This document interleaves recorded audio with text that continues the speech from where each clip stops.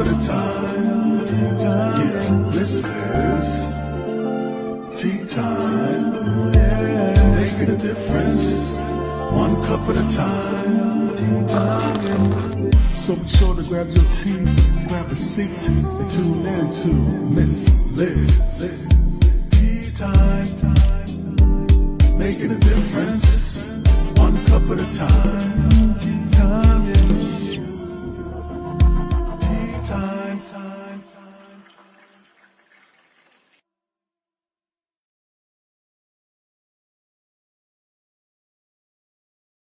Well, welcome to tea time. You know what that means. It's time for tea. And we don't serve a beverage in this house. We serve storytelling and words. So get your juice, glass of wine, uh, coffee, tea, whatever you'd like to drink. You don't need to drink tea to listen to Tea Time with Miss Liz. But before we get started, I just want to wish all of my guests and my friends and family in the U.S. a happy Thanksgiving. And I hope you guys are all safe and celebrating with your loved ones. So today I have the amazing Kyle Coon in the house, and we're going to be talking about his life story. And we're going to be talking, his tea is Live Without Limits. So that's a type of tea that we'll be serving today. So before we get started, we're going to get you guys over to Miss Liz's YouTube channel, and we're going to get you to subscribe to that channel. We're going to get you to ring that little doorbell so you're notified when these tea times are live, or if you want to watch the replays. And you can watch over 400 interviews of different walks of life and different stories and books and all of that good stuff. Miss Liz gives you a little bit of everything. So let's get started with the disclaimer and then bio, and then I'm going to get Kyle in here and we're going to spill some tea together, and we're going to have some fun this afternoon with all of you guys. Disclaimer for Miss Liz's Tea Time live show. Miss Liz myself is going live using StreamYard. Before leaving a comment, please grant StreamYard permission to see your name at StreamYard.com. Please be advised that the content brought forward for any Tea Time show hosted by myself, Miss Liz, is always brought forward in good faith. However, may bring forth dialogues and opinions that are not representative of my platform. The facts and information are perceived to be accurate at the giving time of airing. All Tea Time guests and audience participants are responsible for using their good judgment in taking any action that may relate to the discussion. The content brought forward may include discussions for some where they may be emotionally at risk. It is significant to know that this show is engaging in discussion forums only to offer and inspire awareness and connection, and is not providing therapeutical advice. If you have any questions about the disclaimer or the panelist discussion, you may freely contact me, Miss Liz, through my email at bookymissliz@gmail.com. Moving forward, should you choose to voluntarily participate in today's show in any aspect, I myself, Miss Liz, welcomes you. And should you decide that this show is not made for you at this time, I respect those wishes, and we'll see you at a later date and show in the future. Now, again, all regular Tea Time shows are done on a Thursday, 3 p.m. and 7 p.m. Eastern Standard Time. If you see a Tea Time on a Monday, Tuesday, Wednesday, and Friday now, it is a surprise Tea Time, rescheduled Tea Time, or a special Tea Time. And you know how Miss Liz likes to do it. I just like to serve tea all the time. So now a little bit on my guest. Well, who is Kyle Coon? Kyle Coon is a Paralympian, I'm not saying it right, professional speaker, author, podcaster, and exactly what's up to say certified guide. He lost his sight at the age of 6 after a battle with retoplasmia. Shortly after losing his sight, he was encouraged to live and pursue a life of adventures by world-class blind athlete Erik Weihenmayer. I didn't get Kyle to say whatever I can't pronounce right, so I don't want to show any disrespect to anything. Coon took Weihenmayer's advice to heart and went on to become a competitive rock climber, downhill skier, wrestler, and endurance athlete. After graduating from the University of Central Florida with a degree in communications, Coon struggled finding employment for more than a year. During that time, he fell into some very unhealthy habits until he decided enough was enough and he needed to fix his life. He reached out to the online endurance community and found someone willing to guide him for a run. From there, he fell in love with running, which morphed into a love and passion for triathlon. Coon went on to compete internationally for the Team USA as a professional paratriathlete.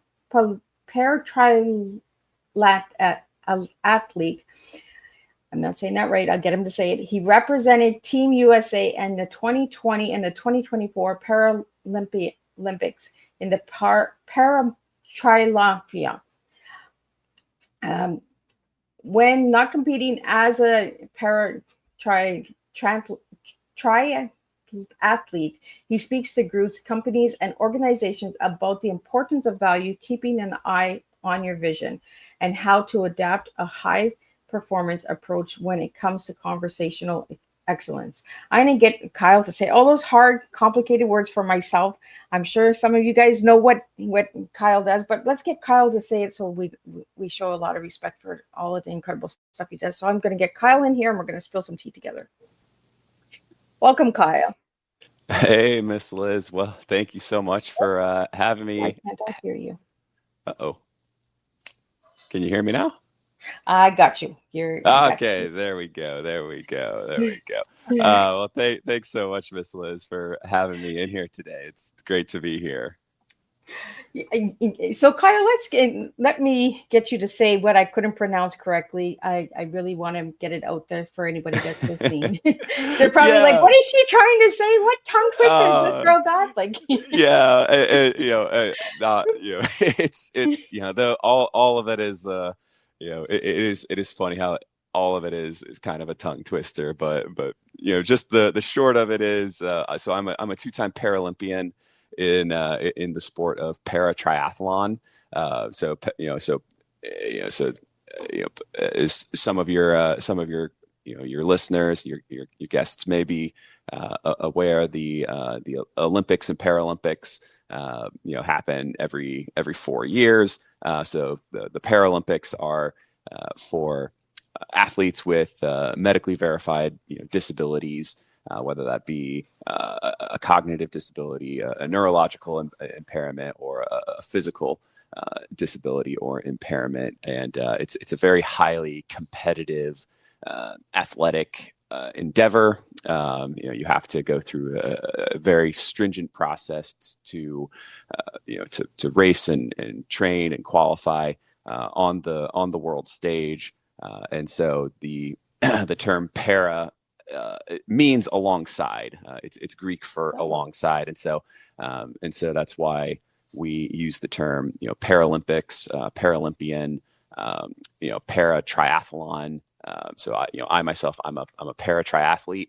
So I'm a triathlete, and then the para gets tagged onto the front end of that because we're all very proud that we are that we represent the Paralympic movement because we compete right alongside our able-bodied counterparts. And then the gentleman that I got connected with, who basically encouraged me to live a life of adventure back when I was 7-8 years old, after I shortly lost my sight. His name is Erik Weihenmayer. He after I met him, he actually went on to become pretty well known for being the first totally blind man to climb the 7 summits, which is the tallest mountain on each continent, and that includes Mount Everest. So I think I hit all of them, but yeah, that's and then the how I lost my sight was I was diagnosed with a rare form of eye cancer called retinoblastoma. that's the other word I couldn't say. Yeah. So yeah, that one is one that trips everybody up, and they're like, wait, what? Huh? What is this? What is this foreign word? So no, it's just a super techie, technical medical term, but it's retinoblastoma. So it's cancer of the eye. About 1 in 15 or 20,000 kids are diagnosed with it every year. It specifically attacks the retinas, and my specific cancer, I had no family history of it, and it attacked both of my eyes. And so I went through 5 or 6 years of just very intensive treatment, which eventually the only way to completely get rid of the cancer 100% was to remove my left eye when I was 5, and I had my right eye removed just before I turned 7. Oh, wow. So there must have been a lot of adjustments as a child, Kyle. Yeah. So, I mean, as a kid, like, I didn't really know what was going on. Like I knew that I was in and out of the hospital. I knew I was sick. My parents knew that I was eventually going to go that I was eventually going to go totally blind. But for me as a kid, I just said, hey, doctors, can you please just make me better so I can go outside and play with my friends? Like, yeah, because this being confined to a hospital bed, this kind of stinks. This really stinks. And like, I'm meant to be out there rollerblading, biking, roughhousing, playing basketball, playing football, all those things that I'm supposed to be doing with my friends. And so the way the doctors, eventually got rid of the cancer was by taking my eyes away, and it was definitely an adjustment period. And for a time there, I really did struggle, and I wondered, well, what on earth can a kid that can't see do? And that is when I got connected with Erik, and he sat me down and he said, hey, look, just because you're blind does not mean you are helpless. There are still a ton of things you can do. You just have to be creative. So he challenged me to go out and try rock climbing, and that was something that we really I was really passionate about, and I was like, okay, this sounds cool. I want to try it because it just sounds crazy. So, Kyle, we have a question here for you. How were what symptoms were there for your parents to find out about the eye cancer? So retinoblastoma, my is generally found actually through like photographs. So like my parents would take a photograph, and then there was some type of reflection. It's known as the glow. I'm not exactly sure what the technical term is, but there was some type of reflection or something where, like, when you took a photograph, you could look back through the photos and you could actually see these white spots in my eyes. And then also my mom noticed that I think one of my eyes was crossing. My eyes were shaking when I tried to follow something, and then when my mom brought it up to the pediatrician,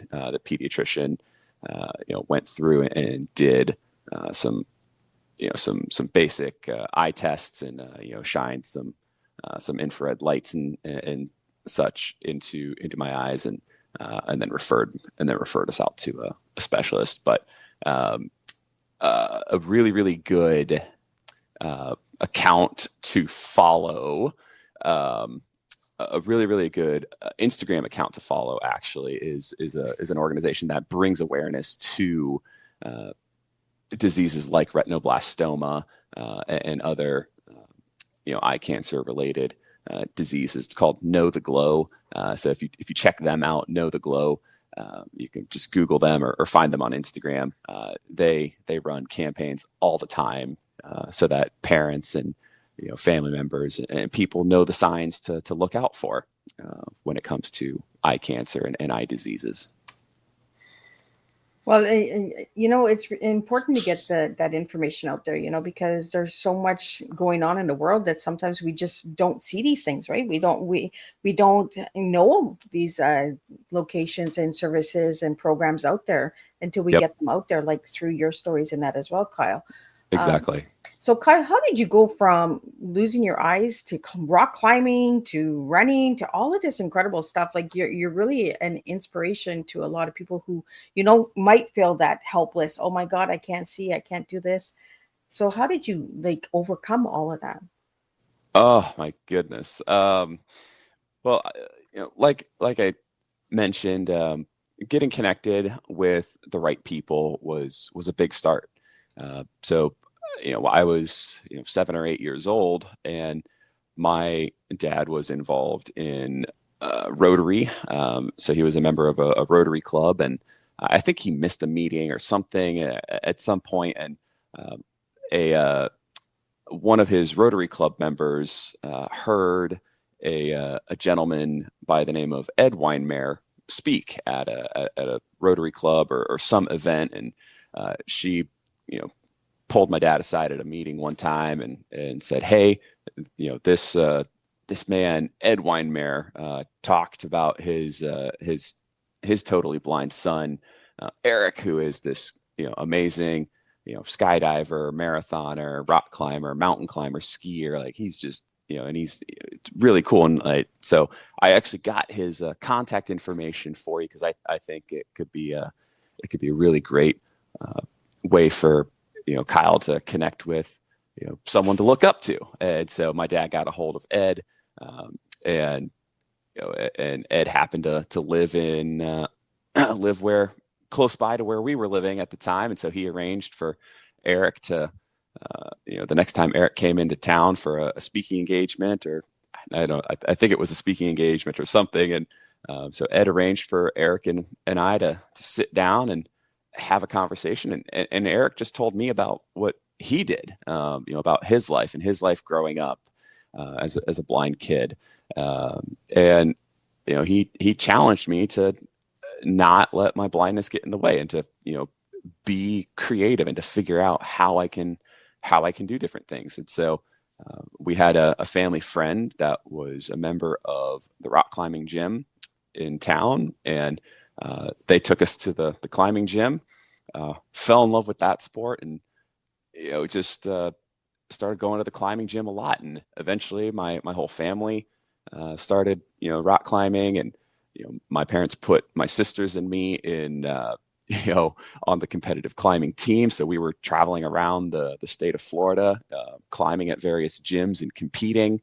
And then that spun off into, oh, well, if we're going to be climbing in, gyms, well, then we eventually got to get outside and rock climb. So my family started taking camping and climbing trips. And, we would drive up to Georgia, Tennessee, North Carolina, just all over the Southeast United States. And, and that little, those outdoor adventures led to me getting involved with Boy Scouts, which led to, me getting involved with other outdoor adventure type stuff. And, eventually we started heading out west to Colorado to start skiing as a family.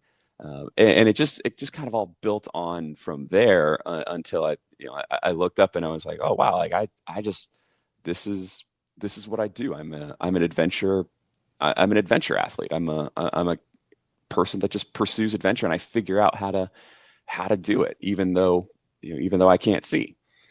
So that's really how it started, and then how I found my way into endurance sport was kind kind of by accident. Or I guess don't know. I think your accident. accidents have turned into adventures.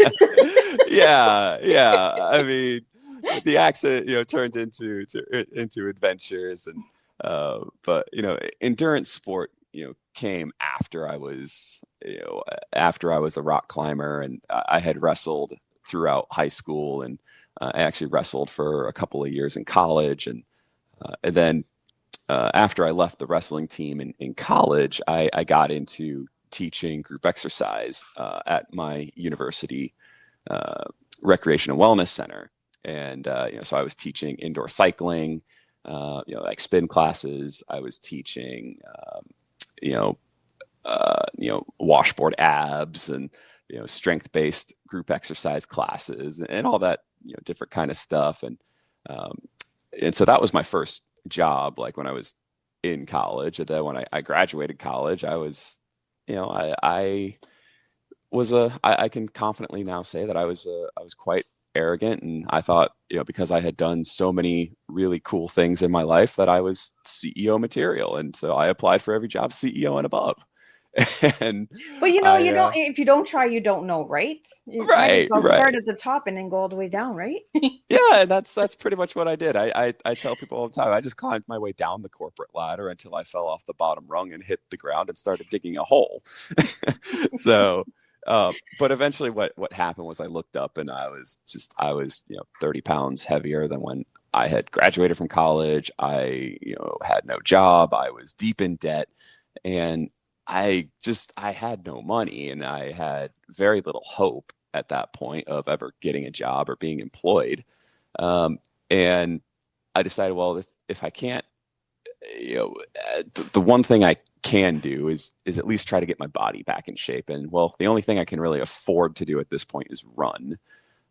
So I decided that I was going to try to figure out how a blind guy runs. I mean, I'd figured out how a blind guy rock climbs and skis and all of that stuff. So I was like, well, I just Googled, how does a blind guy run, and found out I needed a running guide, someone to tell me where to go. And well, that made sense. And I found a website that connected people who were open to being guides for blind and visually impaired runners with blind and visually impaired athletes. And I sent a few emails. One guy responded, and well, beggars can't be choosers, and met up with him for a run, and we started running together. And he happened to be a triathlete, and basically did tell me that, well, running is dumb, you should do triathlon. And so I believed him, and here we are about 10 years later. So what's the difference between running and triathlon? So triathlon is a sport that consists of swimming, cycling, and running. So okay, so the 3 in 1. Yep. So it's 3 sports. It's 3 disciplines combined into one sport. So it's an open water swim, immediately followed by some distance of biking. Then you immediately come off the bike and you run. And so the most famous triathlons that everyone knows, that a lot of people know about it, is the Ironman distance, triathlon, which is a 2.4 mile swim, a 112 mile bike, and a 26.2 mile run. So it's for our kilometer, for our people that know kilometers, you can it's a 3.8K swim, about 180K bike, and then a 42 kilometer run. So it's you get about 17 hours to do the entire event. And so that's known as Ironman. And so that's what I initially went into triathlon thinking I was going to pursue. But the range of triathlon distances are wide and varied, from super short triathlons all the way up to multi-day Ironman triathlons, and all everything in between. So I did wind up doing a few Ironmans. I did some half Ironmans. I did some Olympic distance races, and for the last 6 years, so since about 2018, I have focused and specialized in sprint triathlon, because that is the distance that we compete at the Paralympic level. So that is a 750 meter swim, followed immediately by a 20 kilometer bike and a 5 kilometer run. Wow. So Kyle, when we booked this Teatime, you were heading out to Paris for the Olympics. Yes. So how did that go? Paris was quite the experience. So I had gone into into this Paralympic cycle, really focused and dedicated with the idea that my primary goal was to come home with a medal, whether that was gold, silver, or bronze. I didn't care. I wanted to come home with a medal, and if I didn't come home with a medal, I wanted to know that I had left no stone unturned and given it everything I had in my preparation and my day of race execution. The world had some other plans, so I arrived in Paris, and we had actually gone to a little pre-training camp about a month before our race, and so we trained in Vichy, France for several weeks, and then we transferred over to Paris, and we were staying in the Paralympic Village, and we were putting our final preparations in, and as some people may be aware, one of the big concerns around the Paris Olympic and Paralympic Games was the water quality of the Seine River, and the Seine is where the triathlon and open water swimming events were to take place. and it was a legitimate concern. And so, in the few days leading into our race, we had some weather rolling in, and so they started shifting our race calendar around. So I was initially supposed to race on September 2nd. They moved the race to September 1st to try and avoid some rainstorms that could affect the water quality. And then I woke up on September 1st, ready to race. Wake up at 4 a.m. and wake up to the sound of not my alarm, but my guide getting sick, and just throwing up and just in a bad spot. And so got him to our medical team, and not 15, 20 minutes after that, we get an email saying that the race has now been moved to September 2nd. But I'm in a bit of a pickle because my guide is in just he's not in a good position to be able to give it 100% or even 90 or 80%. He was probably at like 50% of what he could have done. And so fortunately we did bring a reserve guide, and so we pivoted and switched to my reserve guide. And I wound up racing with my reserve guide on September 2nd. Had a really, really good swim, actually. Came out of the water second. I was the second person out of the water. But because my reserve guide and I had not put as much time in on the bike that my primary guide and I had, we lost quite a bit of time on the bike, and so we fell from second place all the way back to probably 10th or 11th, and came off the bike in I think ninth or 10th place, and then we had to run our way through the field. And by the time we came off the bike, the chances at a podium were really, really, really slim. So we did our absolute best, and ran my way up into finish 8th place. But still really, really proud of the way I handled that pivot. Really proud of the way my reserve guide stepped up, and really proud of my primary guide for recognizing that he wasn't at on that day, he was not the strongest that he could be, it still hurts my heart because he had put in so many years to be brought down by a sickness that it was a bummer. We had prepared for so many years to race at that level together, and we didn't get that chance. And I didn't have the race that I had prepared or planned for, but I executed to the best of my ability on that given day with the tools and people that were around me. And I can't ask any more of myself. So Kyle, are you doing the next Olympics? Oh, that's a question that I get asked a lot, and all I can say is that we'll see. I put in, I made it to Tokyo.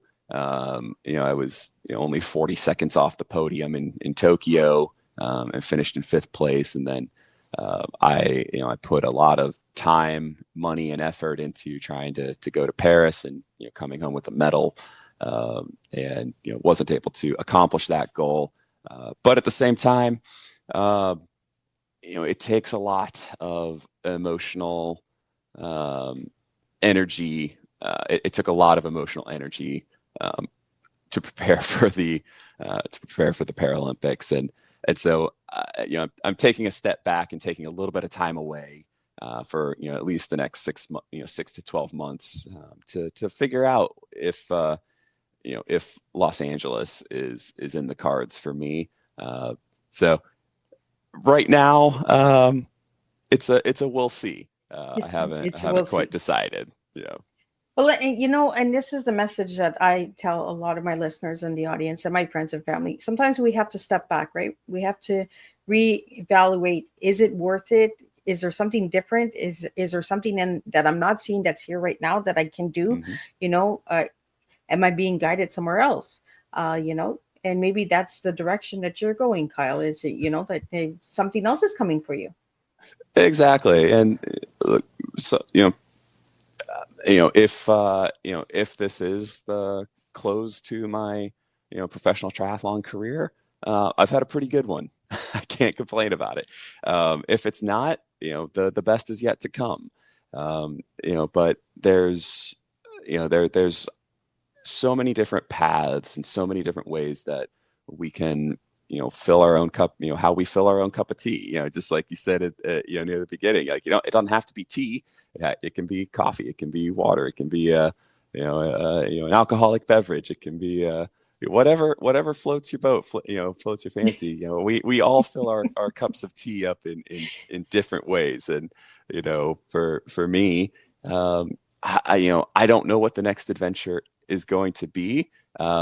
But there's a lot of things on my bucket list, of my wish list of that I still want to experience a whole lot of things. I want to spend more time with, my girlfriend, my family, my nieces and nephews.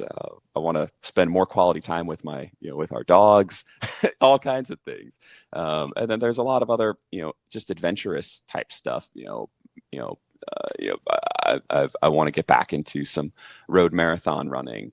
I want to, try my hand at some ski mountaineering. I want to do some big mountain running events and stuff like that. And, and it's really hard to juggle all that when you're trying to, train and, perfect your craft at a really difficult sport like triathlon, and you're trying to peak for one single day in 4 years.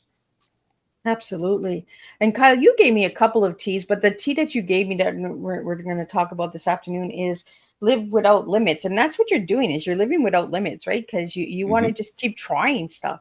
But the other teas that you also gave me was eye on a vision, high performance approach, keep it simple, do simple well, and do simple better. Like, those are all incredible strong teas, because you're coming at different angles, right? You're coming at different flows and different spills at different times.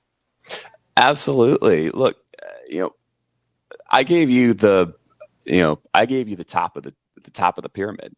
So how do we live without limits? Well, let's take it all the way to the bottom. We break it down. We keep it simple. We do those simple things that we've identified really, really well. We do those simple things that we do really, really well, and we try to do better at them. And that's ultimately what it means to take a high performance approach to living without limits.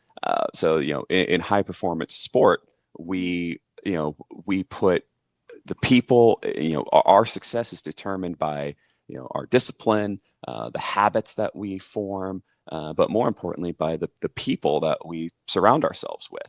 And so, I break it down to very simple things, and that is, the keep it simple. Sometimes I throw a second S in there and I say, keep it stupid simple.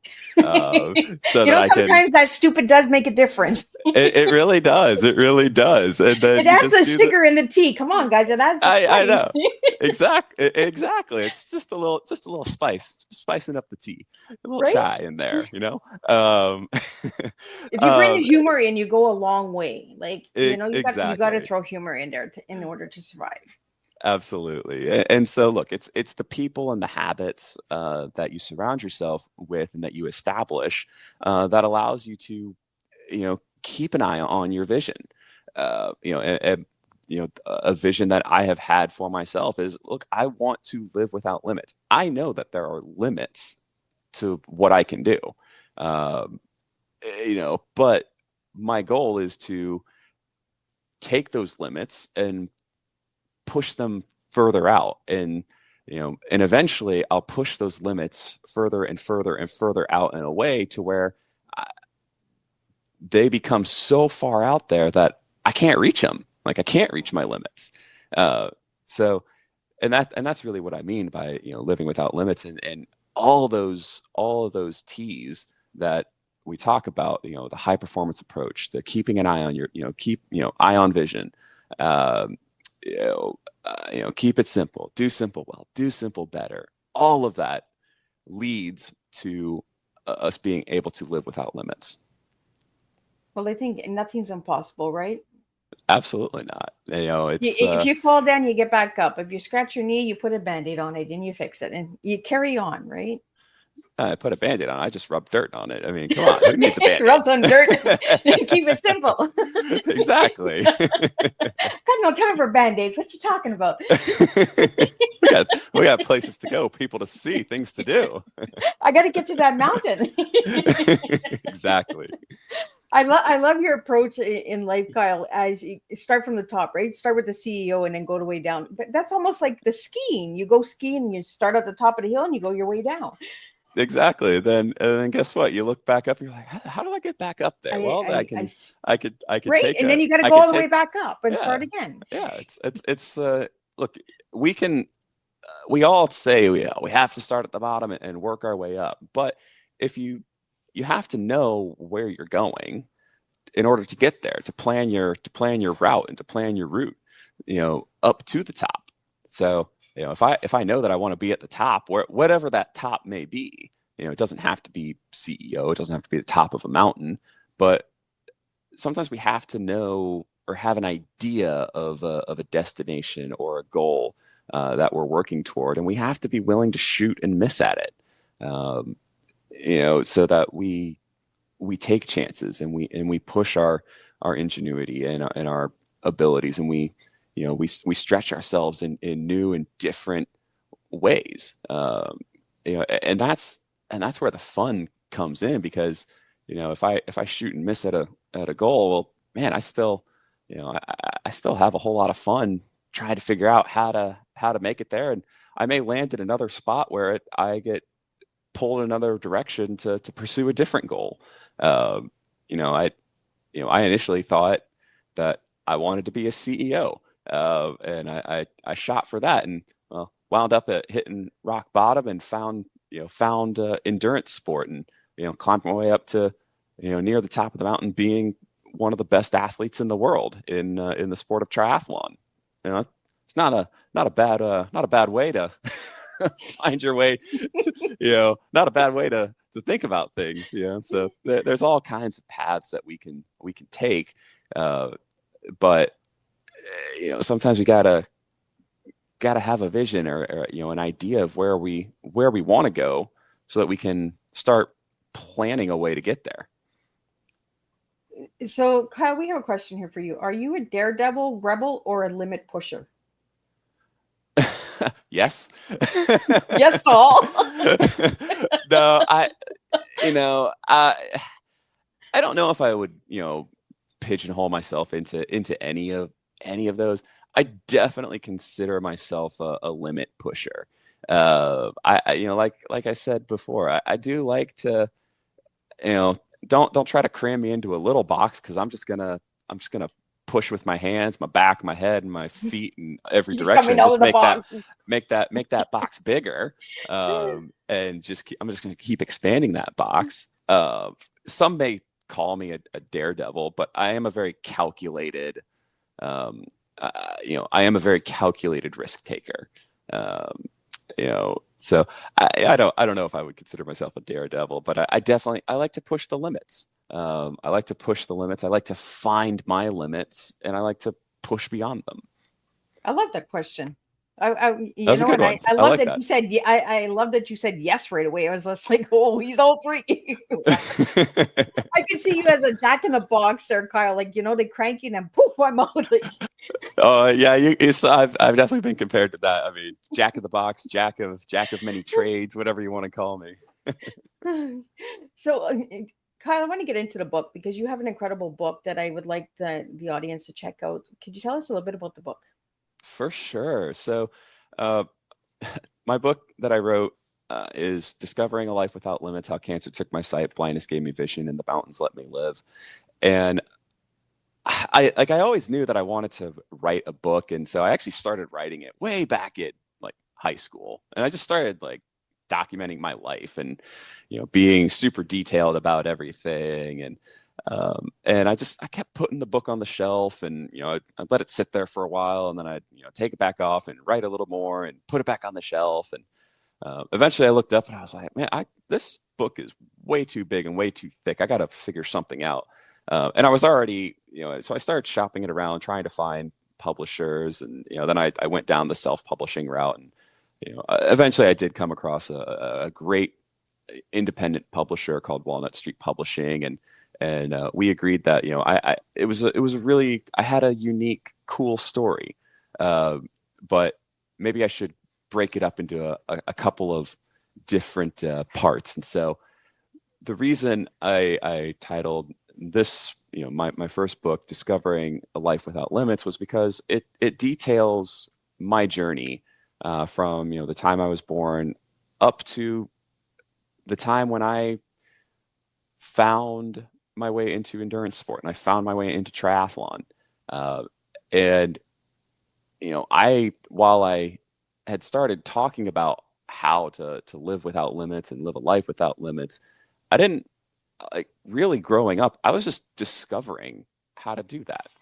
And so so Discovering a Life Without Limits, just it shares, the lessons that I learned growing up and learning how to, push my limits and, it tells it through the lens of some of the adventures that I had growing up. And the next book will be, I think, even better because it'll cover the lessons that I learned through being a high performance athlete, competing at the highest levels of sport, and maybe some other lessons in there as well. So Kyle, you must like heights because you like everything at the top. I like stuff at the top, but the adventure happens on the side of the mountain at the end of the day. It is a journey to get to the top, and things that if I just took an elevator straight to the top, the view's not worth it. I mean, trust me. I look out and view from the top of a mountain, view from the top of a building or a ladder. To me, it's all the same. But it is that journey of that climb of getting up to the top. I love the journey. I love working my way and figuring out the puzzle to get to the top. That's ultimately what I like. So Kyle, because you've lost your eyesight, what view do you see when you get to the mountaintop? From a visually, I don't see a thing. But there are other ways to experience seeing the world. For me, if we're talking in a literal sense, when I'm standing on top of a rock face or standing on top of a mountain or something like that, you can feel the vast openness of the world around you. You can hear the sounds, smell the smells, feel the wind, feel the sun, feel the rain or the snow. My climbing teammates or my friends describe the beautiful view. So I see the world in that way. And then if we go to the metaphorical sense, it's look, I feel all the aches and the pains and the struggle and the scars and everything that helped get me to the top. I feel and see all of it. And it's been one heck of a journey. So I guess you could say that, that's what I see. Well, and the reason that I asked that question was because a lot of viewers and listeners out there will be saying, well, he talks about vision a lot, but he can't see. So why does he keep... That doesn't mean, the inner self, your inner T, you can still see within, right? You can still have people around you, your loved ones, describe things like you said. And when I asked you to give me one word to describe yourself, Kyle, you gave me the word open. And here you were talking about openness. Mm-hmm. So tell me a little bit more about the word open for you. Being open, if you're, let's take a step back and think about it for a second. how many people out there, in the world see themselves as open-minded? I would guess that probably, more than 90% of people would actually put their hands up, but every single person in the world likes to see themselves as open-minded. So I just choose to be that way. Because if you're closed-minded, then it's hard to find the right path. Like if you just sit in a room in a box and there's no opening, well, then how are you going to get out there and explore? How are you going to find a path? And so being open to new ideas, new possibilities, new paths, being open to follow, your own path that you create. Just being open to things is very powerful, I think. To me, like, if I had been closed off to, if I had gone into my meeting with Erik way back when I was 7 or 8 years old, being closed-minded and thinking, there's no way I will ever be able to do anything as a blind person, I would not be sitting here talking to you about, T's and, vision and high performance and, living without limits and all the things. I don't know where I would be, and I don't want to, I don't want to go down that road thinking of where I might be. Well, and that's so, what I think is really encouraging, right? Is for all the listeners out there that might have that, "No, I can't do it." Yeah, you can try. You can. Yeah. You just have to, if you tell yourself, I can't see myself doing that, well, then you won't ever do it. Yeah. But if you can see yourself doing something, or you can just imagine yourself, doing something, all of a sudden there's this little crack of daylight, this crack of hope that says, well, if I can see it, maybe I can think about it a little bit more. Maybe, then how would that make me feel if I accomplished that?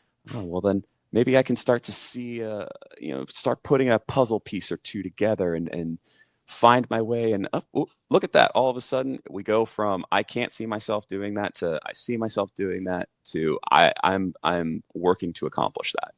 Yeah. Well, I when you said open and close, I am going back to that Jack in the Box. I don't know why, but when we're closed-minded, we're in that box and nobody's cranking us to get going, right? That push, Exactly. that encouragement. And I could see you coming up and jumping, like, no, I'm not staying in the box. Like, let me out. Like, somebody crank that thing. Yeah. But and look, there's a lot of talk out there about, oh, you have to be internally motivated. Well, we can be, someone can, sometimes it takes a kick in the rear to get you going. For me, Erik was that initial kick in the rear. I often say that Erik just verbally slapped me upside the head and said, dude, get out of your own way. And then, I also put the people in my, I also listened to the people in my life, like my parents. My parents kick me in the rear still to this day, 33 years after my birth. And then, my girlfriend, my triathlon teammates, putting the right people around you that have your best interests in mind, and that people want to help you grow and develop. And then you also put the people around you that you want to help them grow and develop as well. So you all feed off of each other. You build each other up. You create this culture of excellence. And, and then all of a sudden what we're doing is we're not just, it's not just me being the Jack in the Box, someone cranking that handle and making me spring out.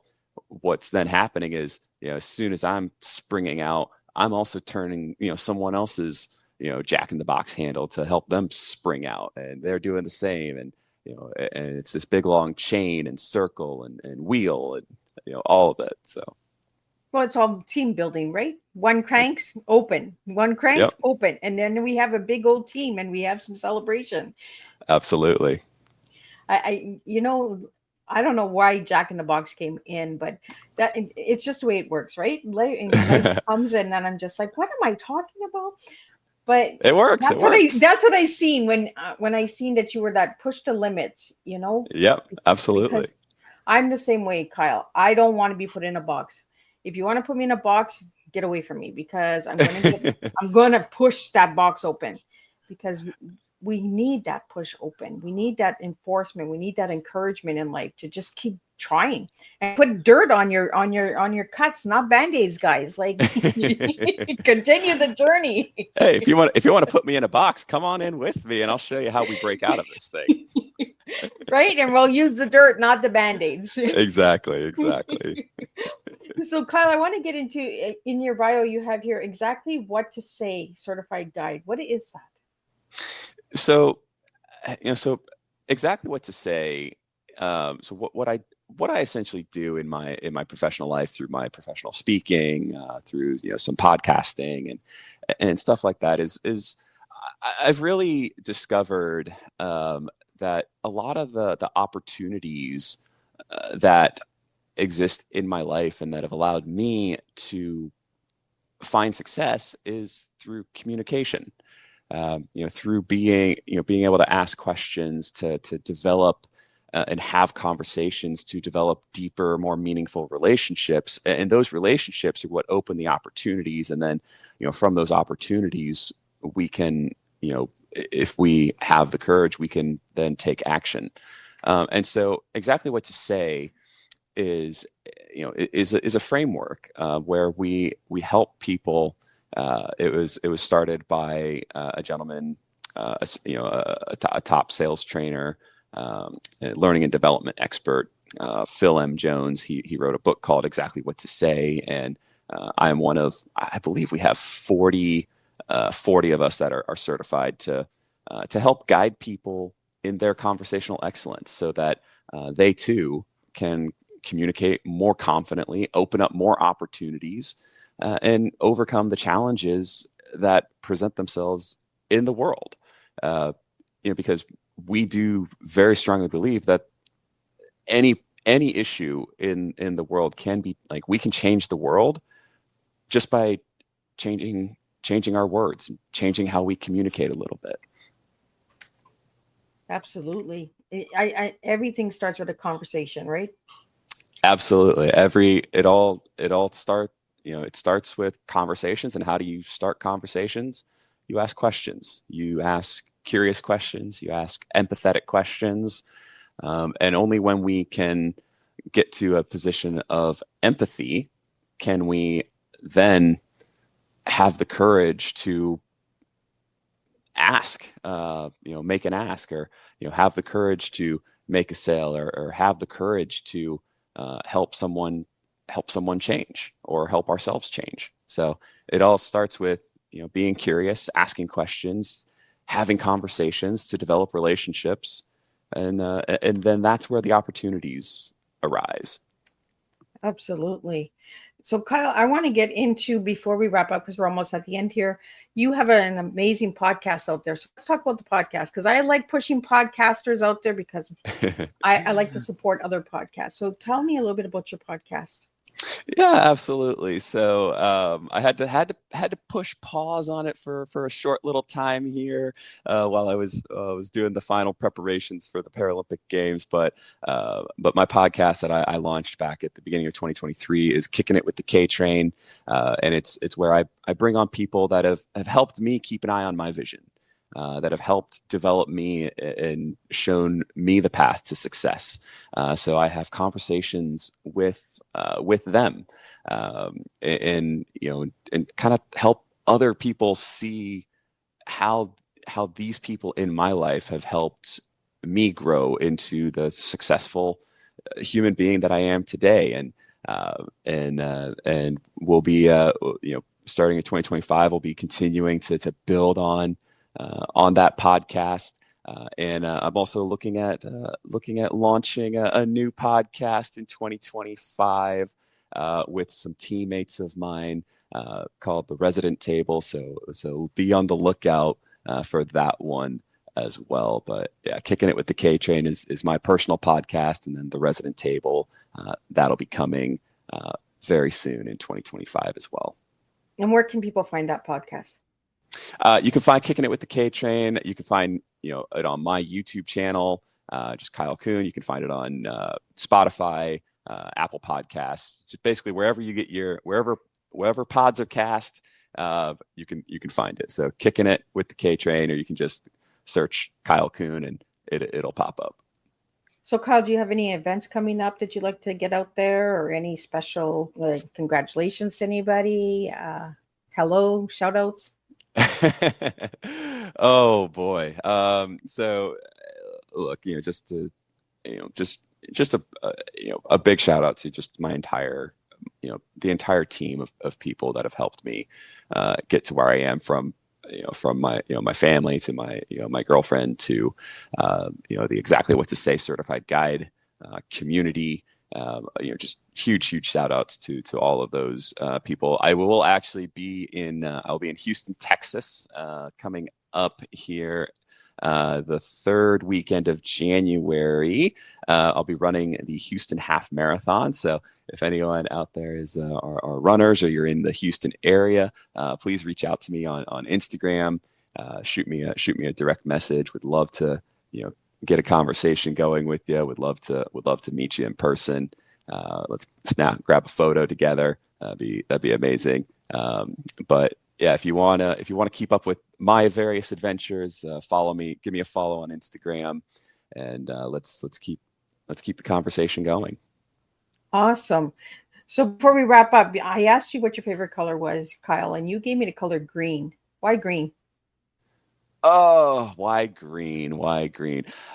It's been a favorite color of mine since since I was a little kid, and I think a lot of it had to do with I just when I could see, I loved the the view of green grass and green trees, and to me it was it's a color of hope and growth and vitality, and there's no matter what, it's green shows growth, and I think that's a big thing for me, is that I'm always trying to grow into a better version of myself. I'm always trying to grow to get better at whatever I try to do. And what final message would you have for any of the youngins out there? Oh, the youngins. Be patient. Be patient. Keep it simple. Do simple well. Do simple better. Because that's how you're going to live without limits. Don't forget to add that extra S sometimes. Exactly. Sometimes you got to keep it stupid simple. So Kyle, before we wrap up, if you'd like to just spell out your website so any of the audio listeners can jump over and check you out. Absolutely. So you can find me at KYLECOON.com. That's KyleCoon.com. You can also find me on Instagram. It's probably the best way to get a hold of me. And my Instagram is at IronKyle. That's EYERONKYLE. Awesome. Well, it was a real pleasure sitting and talking with you today, talking about going from the top to the bottom, to jack in boxes, to keeping it simple, stupid. We covered it all tonight on Teatime with Miss Liz and Kyle. I want to thank all the listeners and supporters out there. Thank you for your questions. Without you guys, I could not do this. We are wrapping it up. Miss Liz has 14 tea times left, and then we are done. So checked out all of the tea times on Miss Liz's YouTube channel. Again, we're going to run you over to the YouTube channel. Get you to subscribe there. Also, check out Kyle's website and go and give him a follow. Check out his book. Grab a copy. If you'd like to speak to him or have him on your podcast, reach out to him and I can connect you as well. And again, I'll see everybody tonight at 7 p.m. with the second tea time, where we have the Sad Time podcast coming in. We have Kevin Kristen coming in. We're going to talk about mental health and all of that good stuff, but we're going to just talk. We're going to have a conversation because that's where it all begins, right? Conversation is the beginning of all things. And keep serving your tea, keep being true to yourself, and we will make a difference with tea. Not the beverage, but the tea within all of us. And we're going to serve Kyle's tea as we wrap it up with Live Without Limits. So until 7 p.m., I wish you guys all the best. Stay tuned, and Miss Liz will be back until tonight.